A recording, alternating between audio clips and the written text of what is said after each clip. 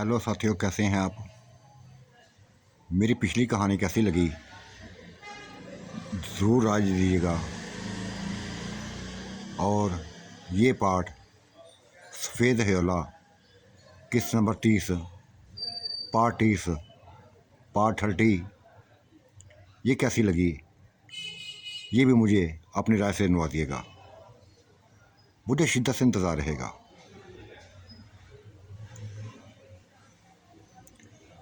बच्चों में नहायत होश था बच्चा। वैसा अपने दोनों बच्चों में नहायत होश था और बीवी को कभी घुमाने के इधर ले जाता, कभी उधर ले जाता। खूब एंजॉय कर रहे थे। राउंड क्या लगी हुई थी और नूर बानो भी बेइंतहा होश थी। बस ये वापस आते रात को, शुगल करते, एंजॉय करते, खूब एंजॉय करते। आज वो उधर गया था, ऊंचे मोहल्लात में गया था, बाग में गया था। वहाँ गपशप लगा रहे थे। कुर्सी का चाचू,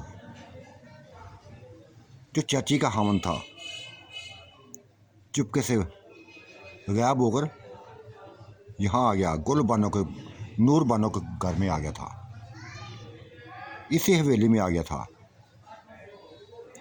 नशा किया हुआ, शराब में धुत, खूनहार नजरों से नूर बानो को देखने लगा था। वो डर गई, कांप गई। चाचू खैर है? चाचू खैरियत है? आपकी तबीयत ठीक है? वो पूछने लगी थी ऐसे, लेकिन इसकी आंखों में खून उतरा हुआ था। सभी कुछ बुला दिया था। उसका चाचू चाचू का ना वो भूल गया था। पकड़ लिया था उसको, छुड़ाने की कोशिश करने लगी थी। नहीं छुड़ा था उसने, नहीं छोड़ा था। हवस का निशाना बनाता रहा।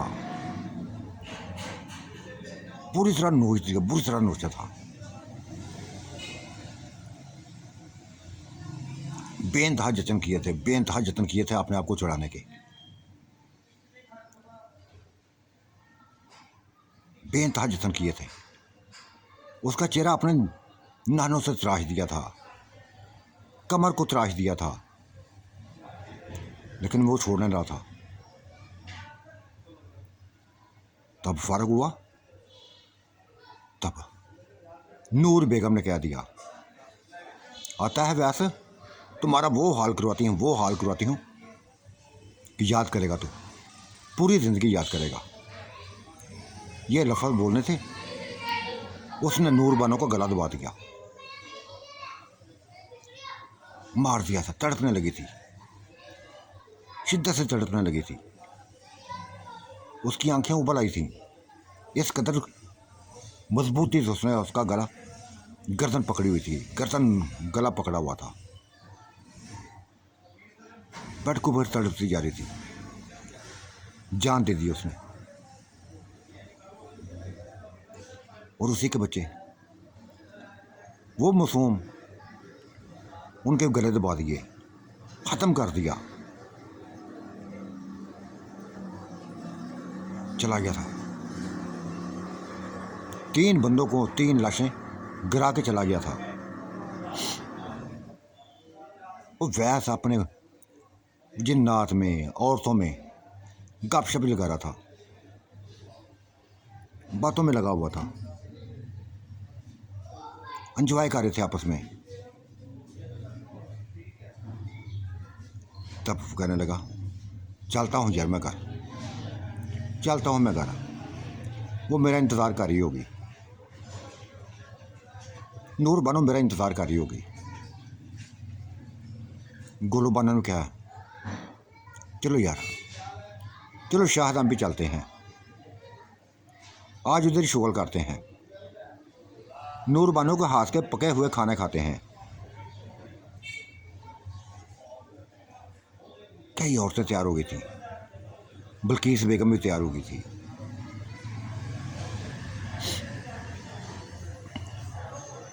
नुसरत बानो भी तैयार हो गई थी। सारे अपने हामदों के साथ उड़ते हुए, वो हवा में उड़ते हुए इस हवेली में आ गए थे, उसी हवेली में आ गए थे। नूर बानो को महल में आ गए थे और सामने का मंदिर बन के देखकर वो बच्चा, वो वैस चीख पड़ा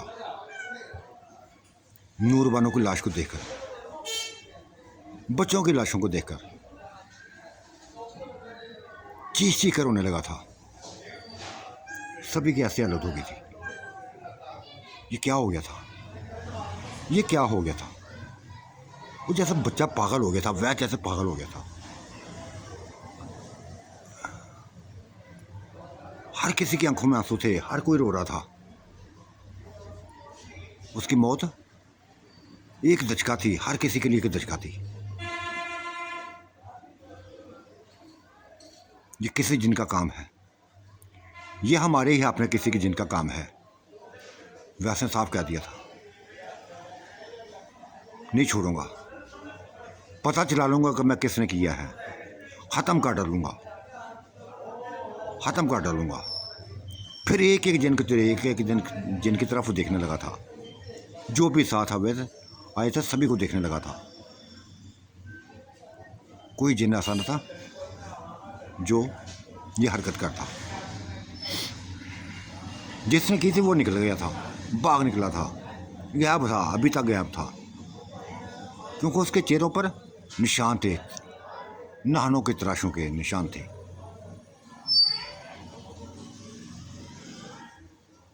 दफना दिया गया था उसको।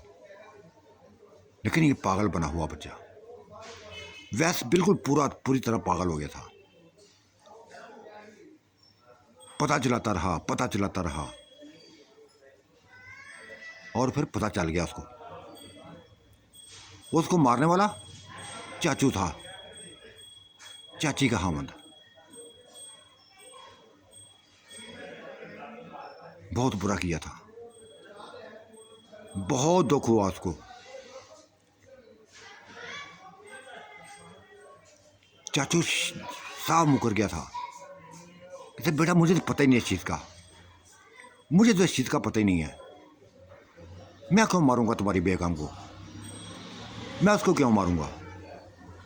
ये किसी और का काम है, ये किसी और का काम है। जो भी है छोड़ूंगा नहीं, मैं छोड़ूंगा नहीं। अपनी बेगम के मौत का बदला लूंगा, हर हाल में बदला लूंगा। उसके झूठ ने उसको बचा लिया था, लेकिन वैस को तलाश थी, तलाश में लगा रहा, पागल हो गया था। ना मिला था वो ना मिला था। यहाँ तक कि साल गुजर गए, 2 साल गुजर गए, 3 साल गुजर गए, तलाश करते रहा, ना मिला था। मारने वाला मार कर चला गया था। ये कब्र पर बैठा हुआ, तीनों बीवियों को कब्रों पर बैठा हुआ, 2 बच्चों की कब्रों पर बैठा हुआ, रोता रहता। दिल को सुकून ना था, एक पल भी सुकून ना था। बड़ा तो हो गया था वो, 17-18 साल का हो गया था, यंग हो गया था, बेइंतहा हुस्न जमील हो गया था। गर्दन पर पड़ते हुए बाल, ऊंचा कद, नहायत हुस्न जमील। ये शहजादा रोता रहा था, तलाश करता रहा था अपनी बेगम के हामद, वो उसको कातल को तलाश करता रहा था, लेकिन नहीं मिला था। जो कातल था वो मुकर गया था, पूरी तरह मुकर गया था। उसने फैसला कर लिया, जिन्नात को छोड़ने का फैसला कर लिया, इस खानदान को छोड़ने का फैसला कर लिया कि यहाँ तो अपने ही दरिंदे बन गए हैं, अपने ही दरिंदे बन गए हैं।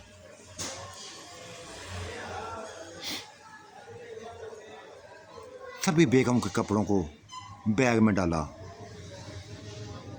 पता नहीं कितने ही सूट थे, कितने ही सूट थे, जेवर थे, अच्छे तरीके से पैक किया था। एक एक सूट को पैक करता जाता, रोता जाता,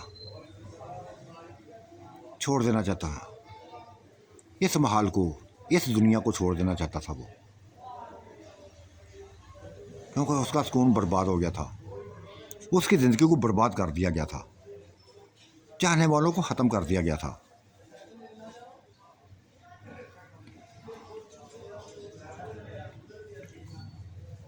कपड़ों को सीने से लगा कर रोता रहता, कभी रोता, कभी सीन चूमता, कभी कुछ करता। 3 उसके हार थे।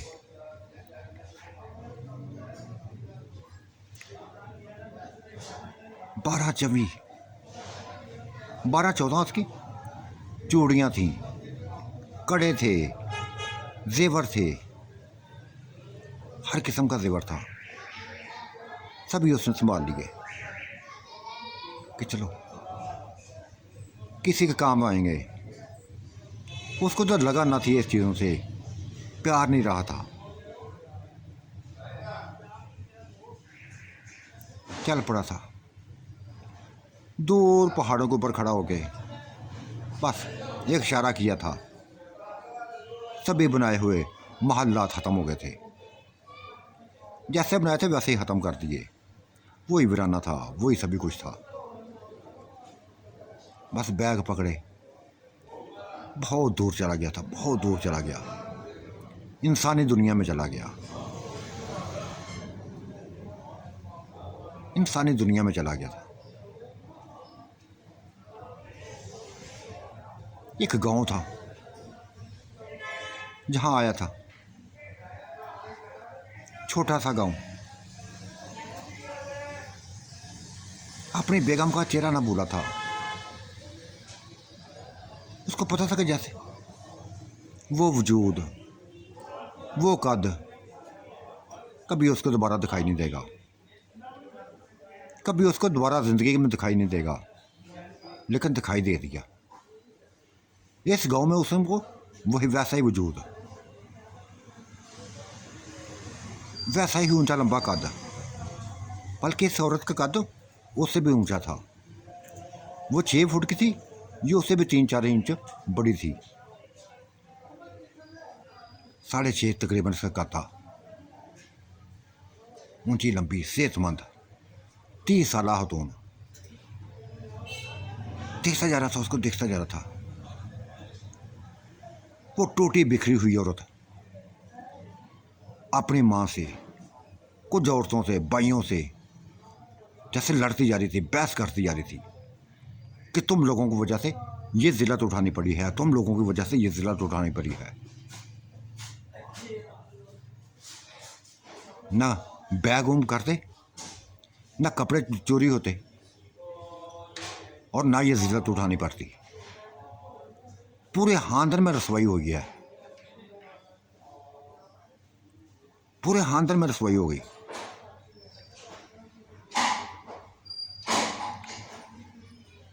ये बातें सुन के वो सोच में पड़ गया था। अभी तक वो सूरज का उसको और उसको देखता जा रहा था। वैसा ही वजूद, वैसा ही कद, और उम्र इसकी बहुत कम थी, 30 साल की थी। वो तो 40-45 साल की थी ना, ये 30 साल की औरत थी, यंग औरत थी। लेकिन उसकी हालत बता रही थी, उसकी हालत बता रही थी कि गुर्बत की मारी हुई, गुर्बत की मारी हुई औरत है। और शायद उसके जो भाई थे वो भी ऐसी हालत में थे, जो 2 औरतें थी वो भी ऐसी हालत में, जो बूढ़ी औरत थी वो भी ऐसी हालत थी कि कोई खाते पीते लोग ना लगते थे, गरीब लोग लगते थे। चलता चलता वो 17 साल बच्चा वो नौजवान जिसने अपना नाम भी चेंज कर दिया था, नहीं रखना चाहता था, करीब गया था, बूढ़ी औरत को सलाम किया और कहा, आंटी क्या बात है, क्यों परेशान हो, किस चीज़ की बात कर रहे हो? करी नज़रों से देखा था उसने, औरतों ने भी देखा था, और उस औरत ने भी देखा था, ऊंची लंबी औरत ने, सेहतमंद औरत ने, उसने भी देखा था। तब माँ ने कहा, बेटा बस शादी पे आए हैं, इधर शादी पे आए हैं, गाड़ी में है हमारा बैग रह गया। बेतहा कपड़े थे जो इनको लाकर देने थे,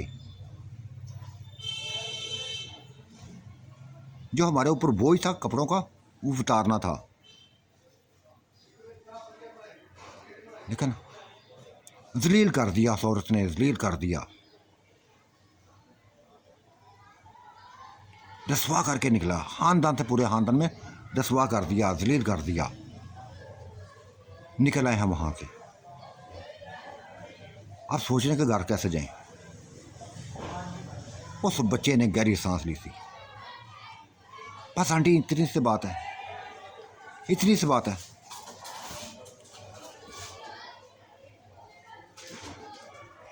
मैं आपको ये मसला हल कर दूंगा, मैं आपका मसला हल कर दूंगा, मैं आपको रसवा ना होने दूंगा, आपको रसवा नहीं होने दूंगा, बल्कि आपकी खुशियों, आपकी सोचों से ज़्यादा वो कुछ दे दूंगा जो मेरे पास है। वो बच्चे की, एक अनजान बच्चे की बातें सुन के वो हैरत से देखने लगे थे, हैरत से देखने लगे थे। तब वो भाई बोला था, भाई हम आपको जानते नहीं हैं, देखने में बहुत पढ़े लिखे, किसी ऊंचे खानदान के लगते हो। हाँ, बहुत बड़े खानदान का हूँ, लेकिन टूटा बिखरा हूँ, टूटा हुआ बिखरा हुआ हूँ। जिंदगी ने बेइंतहा दुख दिए हैं, बेइंतहा सदमे दिए हैं। ऐसे दुख मिले हैं कि बता नहीं सकता, ना ही सुना सकता हूँ, ना ही तुम ना सुन सको कोई। मेरे अंदर बेइंतहा दुखी कहानी है, और आप लोग दुखी नजर आए हैं, गमज़दा नजर आए हैं। तो गमज़दा लोग, परेशान लोग अच्छे लगते हैं मुझे, अच्छे लगते हैं। एक तरफ गांव से बाहर एक तरफ ले गया था, वहाँ ही बैग खोल के दिखा दिए, तमाम कपड़े दिखा दिए, फैंसी किस्म के कपड़े थे, अपनी बेगम के कपड़े थे। तब कहा था, ये मेरी बेगम के कपड़े हैं, ये जेवर भी मेरी बेगम के हैं। बेगम का नाम सुनकर जैसे वो हैरान हो गए थे, परेशान हो गए थे, उसको देखने लगे थे। एक 16-17 साल बच्चा, 16-17 साल ये यंग लड़का क्या शादीशुदा है? ना पूछ लिया था उन्होंने, भाई आपकी बेगम? हाँ, मेरी बेगम ही थी, मेरे बच्चे भी थे जो किसी ने कत्ल कर दिए, मार दिया उनको, सभी को छोड़कर आ गया हूं। दुख हुआ था उनको, शदीद दुख हुआ था। आप ऐसा करें, आंटी देखो मैं आपको नहीं जानता,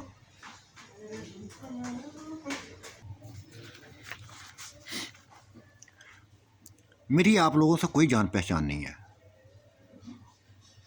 हाँ, दुखी हैं आप, परेशान हैं, तुम्हारा साथ देना चाहता हूं मैं। अगर ये कपड़े इधर पहन लो, बाकी कपड़े जाके उनको घर वालों को दे दो, खुशी होगी मुझे। आपके सर पे जो बोझ है ना वह उतर जाएगा। आपको रसवा नहीं होने दूंगा मैं।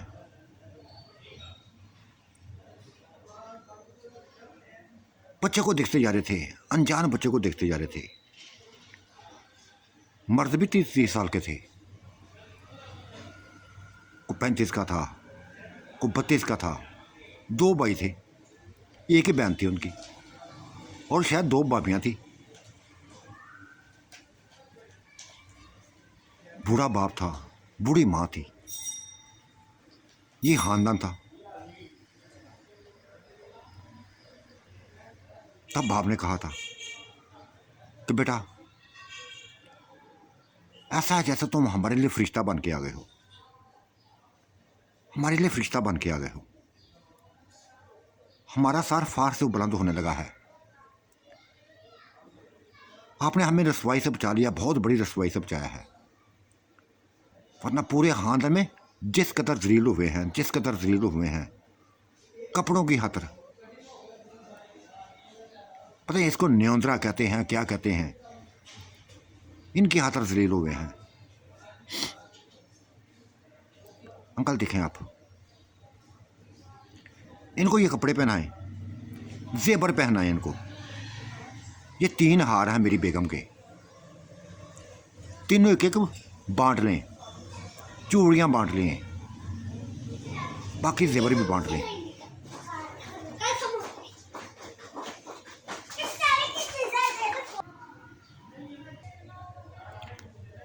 फिर माँ के कहने पर सभी औरतों ने, सभी लड़कियों ने अपनी पसंद के कपड़े पकड़े थे और कुमाद में चली गई थी, पहन कर आ गई। बिल्कुल शहजादियाँ लग रही थी, खासकर वो ऊंची लंबी औरत, 30 साल औरत लाजवाब लग रही थी। वो उसी को देख रहा था जैसे उसमें नूर बानो का चेहरा उसको नजर आता हो। ऐसा ही था, वैसा ही जिस्म, बारी बारा, वैसा ही कद, लेकिन रंगत में बेइंतहा फर्क था। इसकी रंगत उजड़ी हुई थी, दाग थे चेहरे पे, धब्बे थे, जैसे गुर्बत से मारी हुई औरतें हों। लेकिन अच्छा लगा था सभी। कपड़े पहनकर बाहर आ गई। फिर तीनों को जेवर पकड़ा दिया, वो भी पहन लिए, चूड़ियाँ पहना दी। 4 चूड़ियाँ आई थी उनके हिस्से में, पहना दी। कड़े पहना दिए, कांटे पहना दिए, पूरा जेवर पहना लिया था। जैसे वो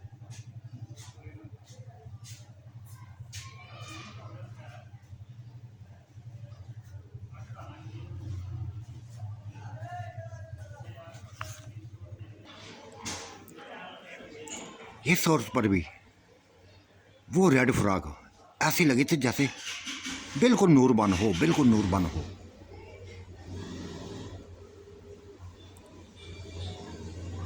जेवर ही पहन लिया था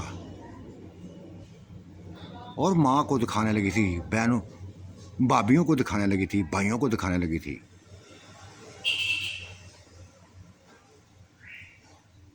और माँ ने सभी कपड़े बाकी सेट कर दिए थे। जब उसने अपनी बेटी का नाम लिया कि नूर बानो ये देखो, ये मैंने कपड़े सेट कर दिए हैं, नूर बानो का लफ्ज़ सुन के जैसे हैरत के झटके लगने लगे थे उसको, वैस को जैसे हैरत के झटके लगने लगे कि कैसा नाम ले लिया उसने, कैसा नाम ले लिया। नाम भी वही, जिस्म भी वो, कद भी वही, हाँ शक्ल की वो ना थी। चेहरा वो ना था, चेहरा उजरा हुआ था, नैन नक्श अच्छे थे, रंगत इतनी अच्छी ना थी, नैन नक्श खूबसूरत थे। बेटा ये देखो नूर, बेटा ये देखो, ये सातों बहनों के, ये दूल्हे के, ये उनके हामदों के कपड़े मैंने लैदा लैदा कर दिए। माँ जो मर्जी करो, अब हमें ये एक इज्जत मिलेगी। ये जो बच्चा है ना, ये हमारे लिए फरिश्ता बन के आया है, हमारे लिए फरिश्ता बन के आया है। खुदा ने इसको शायद हमारे लिए बेचा है, शायद हमारे लिए बेचा है। वो नूर बनो कि ये बात सुन के वो धीरे से मुस्कुराया था। हाँ शायद, हाँ शायद मुझे तुम्हारे लिए ही बेचा है, ये दिल में कहा था उसने। तब भाइयों को उसने कपड़े दे दिए थे कि तुम भी पहन के आओ। वो भी कमाद में घुस गए थे, कपड़े पहन लिए उन्होंने, ऊपर वेस्ट कोट डाल दी। ये अब गुर्बत के मारे हुए लोग ना लग रहे थे। रंगत शायद वो ही थी गुर्बत वाली, लेकिन कपड़े हसीनों जमील थे।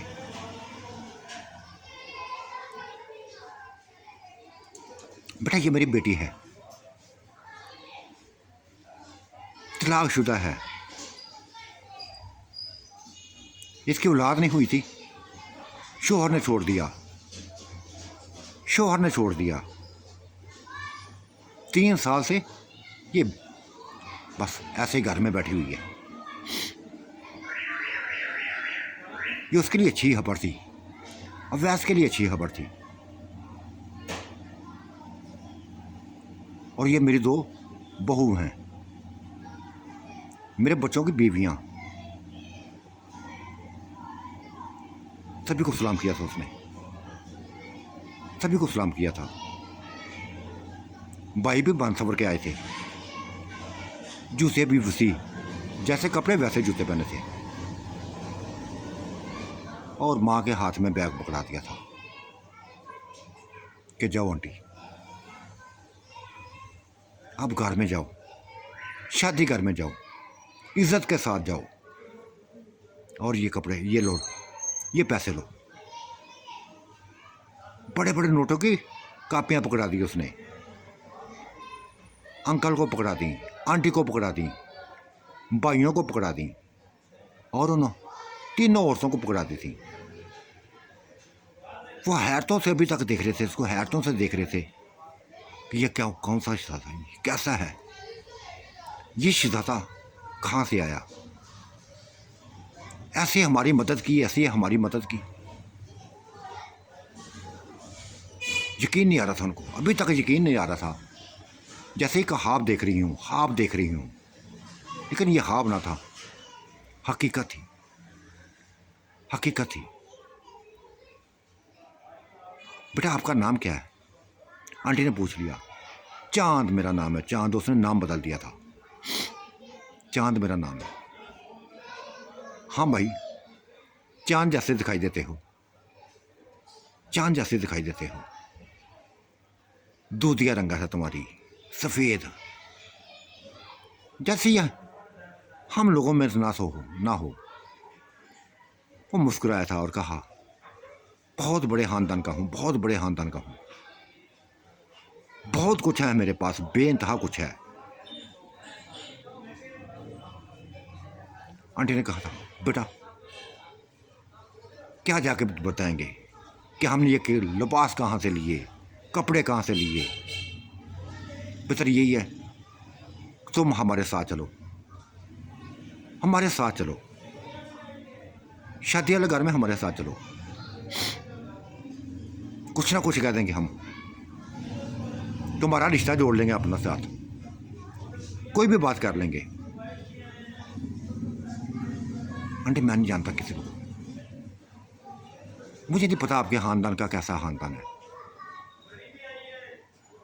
भाई, उसके भाई ने कहा था, जान जोगे हाँ, ये शायद ये दूल्हा ये 7 बहनों का अकेला भाई है। इनकी माँ बस लड़ाका औरत है, किसी का लिहाज नहीं करती। हालांकि ये उसकी छोटी बहन है। मेरी माँ उसकी छोटी बहन है। अपने ही बहन की बिस्ती करके भेज दिया उसने कि जो बीबी जो मैंने तुम्हें दिया ना तुम्हारी शादियों पे, वो वापस लेके आओ, मेरा वो वापस लेके आओ। सभी कहानी समझ गया था, एक एक बात को समझ गया था, जो जो हल्ला चाह रहे थे समझ गया था। चल पड़ा था उनके साथ ही। वो दोबारा घर में दाखिल हुई तो सभी उन औरतों को देखने लगे थे, बनी संवरी हुई औरतों को, जैसे कोई लाल लाड की औलाद हो। लंबी लंबी फ्राकें पहनी हुई थी, पाँव में पड़ती हुई फ्राकें, बेइंतहा दिल कशिश दिल फरेब सूट पहने हुए थे, जो उनके जिस्मों पर बेइंतहा सजे थे। खासकर नूर बानों के जिस्म पर बेइंतहा सजा था। बच्चे को देख रहे थे, हैरत ज़दा नजरों से बच्चे को देखने लगे।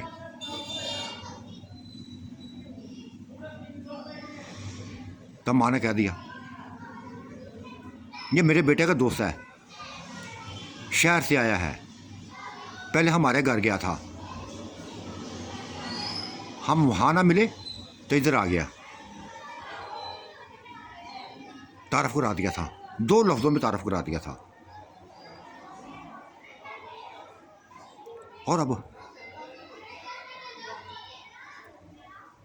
ये बहुत बड़े खानदान का है, बहुत ऊंचे खानदान का है। साथ ही बैठ की थी, अपनी बहन के पास बैठ की थी, बड़ी बहन के पास बैठ की थी, और तमाम सूट निकाल के उसके आगे रख दिए। बहन ये तुम्हारा है, ये तुम्हारी बेटियों के हैं, ये तुम्हारी बेटियों के हामदों के हैं, ये दूल्हे के हैं, और ये 7 पैसे हैं। इतने सारे एक ढेर लगा दिया था पैसों का।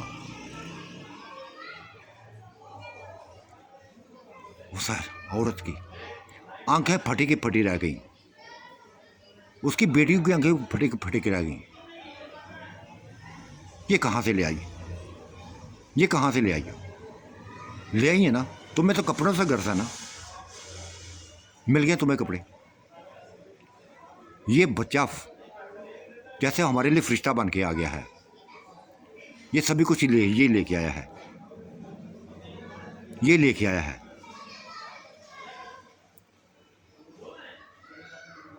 बस उस घर में ये गुर्बत से मारे हुए लोग सारे एक दूसरे में खास कर उस बच्चे को देखते जा रहे थे, जो बिल्कुल ज़्यादा लग रहा था, परस्तान का ज़्यादा लग रहा था। को कुछ कह रहा था, को कुछ कह रहा था। कुंवारी लड़कियां भी थीं, शादीशुदा भी औरतें थीं, पूरा घर बड़ा हुआ था। लेकिन उस बच्चे की नजर किसी के ऊपर ना ठहरती थी। हाँ, गुरु बानो को कभी कभी देख लेता था, नूर बानो को कभी कभी देख लेता था,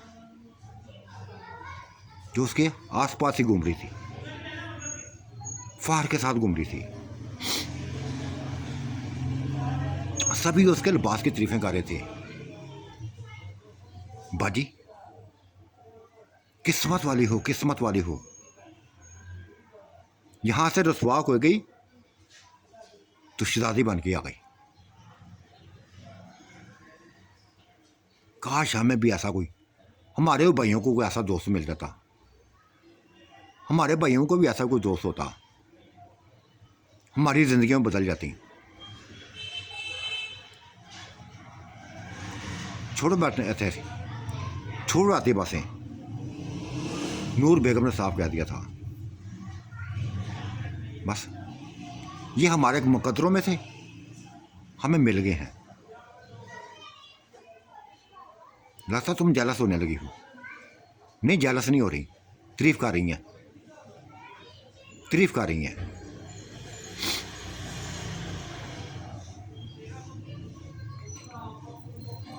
कुछ समझ नहीं आ रही थी कि ये यकदम कैसे हालात बदल गए।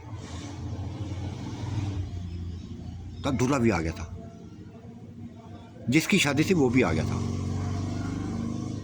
बच्चे को गहरी नजरों से देखा था। ये 60 साल सा और ये मर्द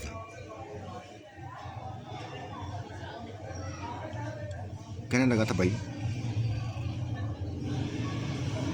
आपने इन लोगों को तो वाकई निखार दिया है, दौलत से माला माल कर दिया है। ऐसे ऐसे जेवर दे दिए हैं, ऐसे ऐसे कपड़े पहना दिए हैं। हैरत हो रही है, हमें हैरत हो रही है। तब भाई देखो, कोई पर्दा नहीं है, आप कोई पर्दा नहीं है, बस हमारा लिहाज करो, हमारा भी साथ दो कुछ। वो मुस्कुराया था, वो 16-17 साल बच्चा मुस्कुराया था। उसके कंधे पर हाथ रखा था और कहा था, इस आंटी से पूछ लो। उसने गुल माँ की, नूर बानो की माँ की तरफ इशारा किया। अगर ये आंटी कहती है ना, तो जो कहोगे वैसे मिलेगा, जो कहोगे वैसे मिलेगा। उसने जैसे आंटी का पाँव पकड़ लिए थे। आंटी, सभी कुछ तुम्हारे ऊपर है, सभी कुछ तुम्हारे ऊपर है। वो मुस्कुराई थी। बेटा देखा, वक्त वक्त की बात है। घंटा 2 घंटे पहले तुम लोगों ने जलील करके भेजा, हमें बात रसवा करके जलील करके भेजा, और 2 घंटे में ही क्या से क्या कुछ हो गया, क्या से क्या हो गया। देखा, हालात बदलते देर नहीं लगती। ये करिश्मा है खुदा का, बहुत बड़ा करिश्मा है। जैसे ये हमारे लिए फरिश्ता बन के आया हो। हाँ हाँ आंटी, यही तो कह रहा हूँ। अगर ये आप लोगों का बन गया ना, तो इसको कहो हमारे ऊपर ही बोझ, बस हमारी हालत को भी देखे। पूछ लो, खुद ही बात कर लो उससे। मानता है तो मुझे कोई इतराज नहीं है। बच्चा क्यों इनकार करता, क्यों इनकार करता? क्या दिया था? देखो भाई, तुम्हारी अगर इज्जत का मामला है ना, तो मैं तुम्हारी इज्जत बनाऊंगा, मैं तुम्हारी इज्जत बनाऊंगा। क्या चाहिए?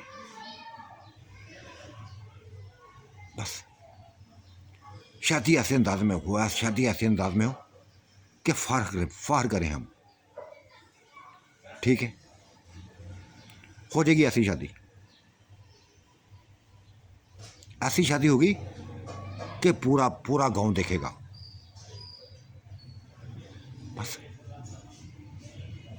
ये लफ्ज़ बोलने थे, उसने गले लगा दिया, बच्चे को गले लगा दिया। तब बच्चा, उसका नाम उसको साथ ही लेके चल पड़ा था, गली में आ गया। गुल बानो को भाइयों के नाम कासम आसम थे, और उस दूल्हे का नाम उमर था। ये तीनों को लेकर चल पड़ा था, और एक बहुत बड़ा बैल, सेहतमंद, ऊंचा लंबा, मोटा ताज़ा खरीद के ले आया था, खरीद के ले आया था। और दूल्हे को तोहफे में दे दिया कि भाई ये तुम्हारे वलीमे में ये काम आएगा। वो जैसे उसको यकीन नहीं आया था, गले से दबा के गले से लगा लिया बच्चे को। ये 16-17 साल बच्चा गले से लगा लिया। आंखों में आंसू आ गए थे। ये खुशी के आंसू थे जो उस बच्चे ने साफ कर दिए। नहीं भाई, ये तो कुछ भी नहीं है ना, ये कुछ भी नहीं है। बहुत कुछ करूंगा तुम्हारे लिए, बहुत कुछ करूंगा। कहा ना तुम्हारी शादी ऐसे करेगी, ऐसे होगी कि जैसे बहुत बड़ी शादी हो, किसी रईस के इंसान की बेटे की शादी हो। तुम्हारी शादी ऐसे बना दूंगा मैं। हाँ हाँ, यकीनी तौर पे तुम ऐसा कर सकते हो भाई, यकीनी तौर पे ऐसा कर सकते हो, क्योंकि तो मेरे तुम्हारे चेहरे की, तुम्हारे लिबास की ये रंगत बताती है, ये निखार बताता है कि वाकई बहुत रईस ख़ानदान के हो, बहुत ऊंचे ख़ानदान के हो। वो मुस्कुराया था। वो बातें बातें करते करते घर आ गए थे। शाम का सैर डलने लगे थे, शाम का सैर डलने लगे थे। घर में बहुत बड़े, बहुत मोटे तारे, बहुत खूबसूरत बैल को देखकर उसके बाप का चेहरा चमक उठा, माँ का चेहरा चमक उठा, बहनों के चेहरे चमक उठे थे, सातों बहनों के चेहरे चमक उठे थे।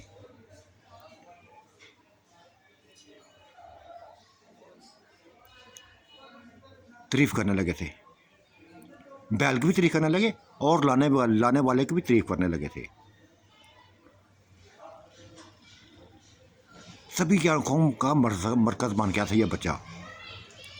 यंग लड़की, उसी एज की लड़कियां बस तारीफें करने लगी थी उसके हुस्न की, उसकी शख्सियत की, उसके वकार की, हुस्न और जमाल की तारीफें करने लगी थी।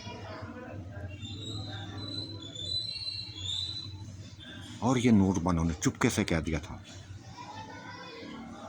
सभी की नजरें आज तुम्हारे ऊपर हैं, सभी की नजरें तुम्हारे ऊपर हैं, ऐसा जैसे तुम्हें अपनी तरफ खींच लें। वो मुस्कुराया था, धीरे से मुस्कुराया था। नहीं, मैं किसी के खींचने में नहीं आऊंगा। बहुत टूटा बिखरा इंसान हूं। फिर यकदम भाई आ गया था। वो बहन ये बात करके निकल गई थी, इस तरफ चली गई थी। भाई उसके करीब ही आ गया था, दूल्हा भी आ गया था, और जैसे दोस्त बन गए हों। कई कज़न दोस्त बन गए थे, सारे कज़न तकरीबन दोस्त बन गए थे उसके। प्रोग्राम बनने लगे थे।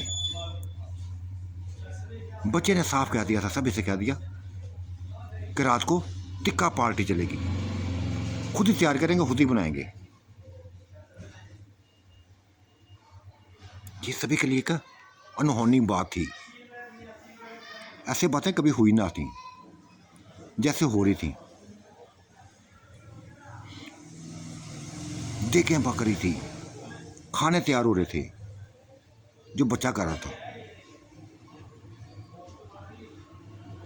खुल खिला के उसने जैसे आंटी को पैसे पकड़ाए थे, ऐसे ही दूल्हे की माँ को पैसे पकड़ा दिए कि आंटी पकड़ो, खूब एंजॉय करो, मेहमानों को एंजॉय करो, जो जो मांगती है ना दो उनको। उसने आगे बढ़कर बच्चे का मुंह चूम लिया था, माथा चूम लिया था। उसकी आंखों में आंसू थे, उसकी भी आंखों में आंसू थे। बेटा हम नहीं जानते तुम कौन हो, लेकिन ऐसा है जैसे फरिश्ता हो, हमारे लिए फरिश्ता हो। कभी सोचा ना था इतनी रकम, इतनी बड़ी रकम मैं हाथ में पकड़ूंगी। देखो तुमने मुझे पकड़ा दी है, तुमने मुझे पकड़ा दी है। वो मुस्कुराया था, माँ के गले में बाहें डाल दी और कहा, बेटा भी कहती हो और ऐसी बातें भी करती हो। बेटे का नाम सुनकर आपने गले से लगा लिया था, उसने अपने गले से लगा लिया। आंखों में खुशी के आंसू थे, रोने लगी थी। और रात को सभी ने खाने खाए, हर किसी ने खाना खाया। मीठे में मीठी खीर खाई जो बेइंतहा लजीज थी। और कई कई ट्रे खीर के बचा लिए थे कि रात को काम आएंगे। उधर टिक्का पार्टी का सिलसिला शुरू हो गया था। ये बच्चा उन कासम आसम के साथ, दूल्हे भाई के साथ बाजार गया, शहर में गया। वहाँ ये इसकी गाड़ी थी जो ख़राब हुई पड़ी थी, उसी में रख के सामान ले आया था। टिक्का बोती, कबाब और कई रंग रंग की चीज़ें, जिनमें खासकर मूंगफली थी, खरोट थे, चलगोज़े थे। ये ले आया था। वो सारे हैरान हो रहे थे, सभी हैरान हो रहे थे। उनके चेहरों पर हैरानगी के अलावा कुछ भी ना था। हैरानगी हैरानगी थी, हैरानगी हैरानगी थी कि बच्चा इतना दिल वाला है, इतना दिल वाला है।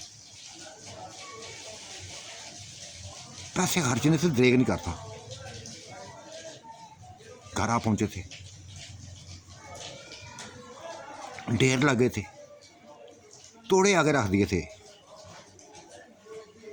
और गोलू बानो ही उसी को पकड़ा दिए थे कि सभी मेहमानों को ये खिलाओ, शुगर करवाओ उनको। करने लगे थे शुगर। फाहर से गोल बानो का सार बुलंद होता जा रहा था और ये तीनों चारों दोस्त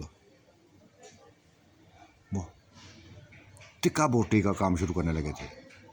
आग जला दी थी, बस कोई गुबाब बनाने लगा था, कोई कलेजियाँ बनाने लगा था, कोई कुछ करने लगा था, कोई कुछ करने लगा था। एंजॉय करती जा रही थी, औरतें भी, मर्द भी, बूढ़े भी, जवान भी। ये हसीन शहजादा, हुसैन शहजादा, दिल फरेब शहजादा, परस्तान का शहजादा एंजॉय करा रहा था, हर किसी को एंजॉय करा रहा था। हर कोई भूल गया था कि ये हमारे लिए गैर है। अगर सबसे बढ़कर कोई अपना था तो ये बच्चा बन गया था उनका अपना। ये बच्ची उनका आंखों की ठंडक बन गया था, सरोवर आंखों को बन गया था। और नूर बानो भी कई बार देखा था उसने, इस बच्चे की तरफ देखा था कई बार कि इसके अंदर क्या दुख है। ये हर तरफ रौनकें फैलाने वाला क्यों टूटा हुआ है, अंदर से क्यों टूटा हुआ है, क्यों बिखरा हुआ है। कैसे इसकी बीवी मर गई, कैसे इसके बच्चे मर गए। इसको तो अभी उम्र नहीं है, बच्चे भी हैं इसके, बच्चे भी थे इसके। बहुत कुछ पूछना चाहती थी, बहुत कुछ पूछना चाहती थी, लेकिन टाइम नहीं मिला था, वक्त नहीं मिला था। रात बड़े 12 बजे तक एंजॉय होते रहे। कोई टिक्का खा रहा था, कबाब खा रहा था, ये बना बना के देते जा रहे थे, खुद भी खा रहे थे। एंजॉय पे एंजॉय हो रहे थे, एंजॉय पे एंजॉय हो रहे थे। कोई भी रात भर सोया ना था, कोई भी रात भर सोया ना था। अभी शादी को 2 दिन पड़े थे, शादी को 2 दिन पड़े थे। 2 दिन पहले ही यहाँ शुगर होने शुरू हुए थे, वो एंजॉय हो रहे थे। रात 12 बजे के बाद बिस्तर लगने शुरू हो गए, 4 पाई आनी शुरू हो गई थी जो गांव से इकट्ठी कर ली गई थी। बिछाने लगे थे, महफिलें सज गई थी, बुजुर्गों की महफिलें अलग, लड़कों की अलग, ताश खेलने वालों की अलग, लूडो खेलने वाले की अलग, और गीत गाने वाली ये लड़कियां, भंगड़े डालने वाली ये लड़कियां, डांस करने वाली ये लड़कियां अपनी महफिलें सजाए हुए थी। लेकिन गुरलबानो की नज़रें उसी बच्चे के ऊपर थी। वो नहीं चाहती थी कि बच्चा किसी और की तरफ देखे, किसी और के करीब हो, नहीं चाहती थी ऐसा।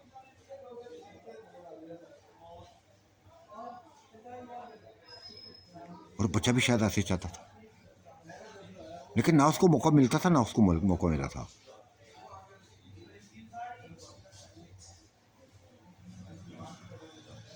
रात के आखिरी पैर लोग सोने लगे थे, थके हारे लोग सोने लगे थे। ये बच्चा घर से बाहर निकल गया, घर से बाहर निकल गया, और पीछे उसको एक साया चलता हुआ दिखाई दिया था। यह साया किसी और का ना था, नूर बानो का था, जो उसके पीछे चलती आ रही थी। अकेली थी, चादर में लिपटी हुई औरत, बिल्कुल अकेली, उसके पीछे चलती आ रही थी।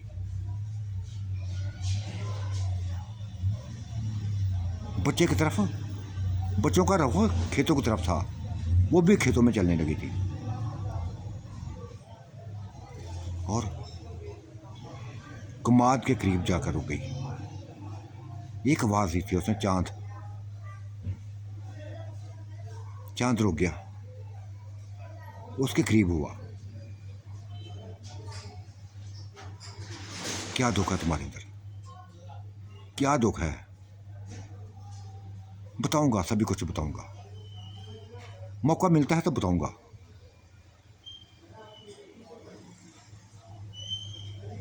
तुम्हें तलाक कैसे हुई, क्यों तलाक दे दी तुम्हें? हाँ, बहुत जालिम था मेरा इंसान, मेरा शोहर बहुत जालिम था, मुझसे औलाद पैदा ना कर सका था, मुझसे औलाद पैदा ना हुई तो शादी कर ली, वो भी आया हुआ है, वो भी यहाँ मौजूद है, और मुझे देखता है, मेरी तरफ देख रहा है। मेरे जो तुमने कपड़े ला के दिए हैं, जो हुस्न तुमने दिया, दो निखार तुमने दिया है, जो जेवर तुमने दिए हैं, बार बार देखता है मुझे, बार बार देख रहा है। वो मुस्कुराया था, हंसा था, और कहा कि चली जाओ ना उसके पास, चली जाओ ना उसके पास। क्यों जाऊं, क्यों जाऊं? मुझे कोई ज़रूरत नहीं है उसके पास जाने की। हाँ, तुम्हारे पीछे इसलिए आई हूँ, सिर्फ इसलिए आई हूँ, कई लड़कियों को मैंने सुना है तुम्हारे मुतल्लिक़ बातें करते हुए। हर कोई तुम्हारी दीवानी बनी हुई है, हर किसी की ख्वाहिश है तुम्हें अपनाने की। और मैं ये नहीं कहूँगी कि तुम मेरे बनो, क्योंकि मैं तो तुम्हारे काबिल ही नहीं हूँ, तुम्हारे काबिल ही नहीं हूँ, तुमसे बहुत बड़ी हूँ। मुस्कुराया था और कहने लगा, मेरी बेगम जो फौत हो गई ना, जो कत्ल हो गई है, वो तुमसे भी 10 साल बड़ी थी। क्या क्या क्या? हैरत का एक झटका लगा था उसको। हाँ, तुमसे 10 साल बड़ी थी, तुम 30 की हो, वो 40 की थी। बेइंतहा प्यार करने वाली थी, बेइंतहा प्यार करने वाली थी। इस कदर उसने प्यार दिया, इसका कदर उसने प्यार दिया कि उसके लिए सभी दुनिया को मैं बुला दिया था, हर किसी को बुला दिया था। और सच पूछो तो शायद तुम्हें मेरी बात पे यकीन आए या ना आए, तुम्हारी तरह ही ऊंची लंबी थी, तुम्हारी तरह ही सेहतमंद थी। और सबसे हैरत वाली बात है जो तुम्हें बताने लगा हूँ, उसका नाम भी गुलबानो था। क्या क्या क्या? वो देखती रही, देखती रही, यकीन नहीं आ रहा था उस बच्चे की बातों पे, यकीन आ रहा था, लेकिन यकीन करना पड़ा उसको, यकीन करना पड़ा।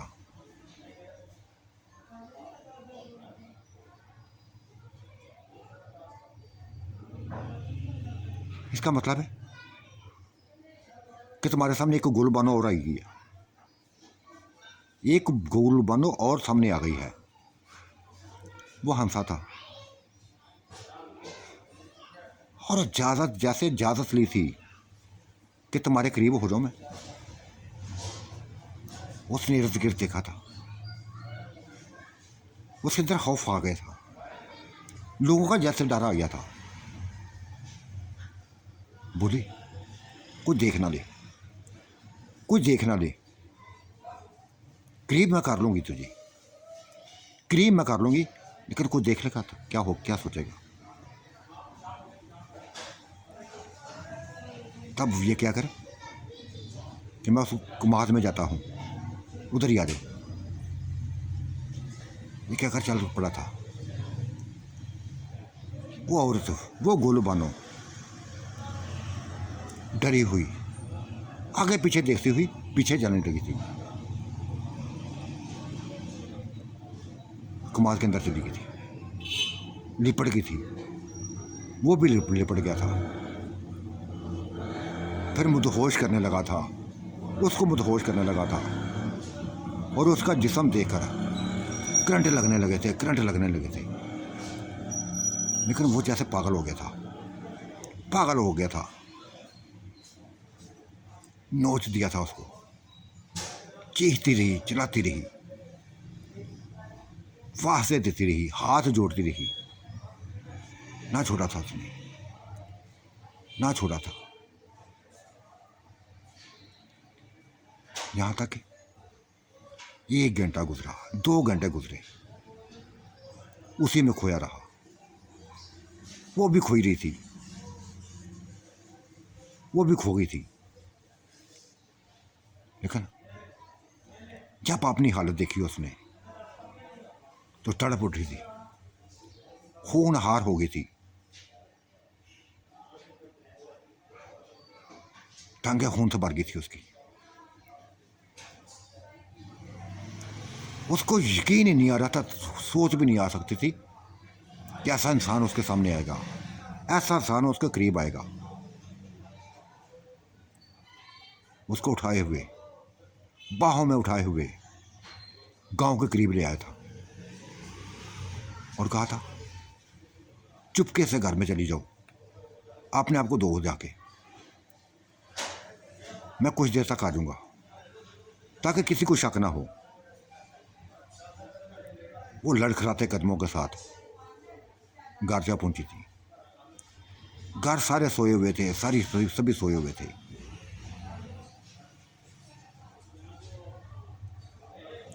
वाशरूम में जाके अपने आप को साफ करने लगी थी, धोने लगी थी, और वही तस्वर सामने था, कुमाद वाला तमाम तस्वर उसके सामने था। ये मैं किसके पल्ले पड़ गई, ये कौन है, ये इंसान नहीं है, इसका जिस्म इंसानों वाला नहीं है, ये तो जानवरों से बढ़कर है, घोड़े गधे से बढ़कर है। घोड़ा गधा भी इसके सामने बस मामूली है। यही सोचती जा रही थी, यही सोचती जा रही थी, और वो भी चुपके से आया था, चारपाई पर लेट गया। नींद तो उसकी आंखों में ना थी। ऐसा सुकून उसको मिला था, ऐसा सुकून मिला था कि जैसे किसी कुंवारी औरत का हो, जैसे कोई कुंवारी औरत हो। बेइंतहा सुकून महसूस किया था, बेइंतहा सुकून महसूस किया था उसने, हाथ से बढ़कर सुकून हासिल किया था। और वो भी अपनी चारपाई पे बैठी देख रही थी उसको चेहरा, उस बच्चे का चेहरा देख रही थी जो सोने की कोशिश कर रहा था। तो साथियों, आज का मंजरनामा कैसा लगा, अपनी राय से ज़रूर बताइएगा। मुझे शिद्दत से इंतज़ार रहेगा आपकी राय का। अल्लाह आपका निगहबान, मेरा भी निगहबान। अल्लाह हाफिज़, बाय बाय।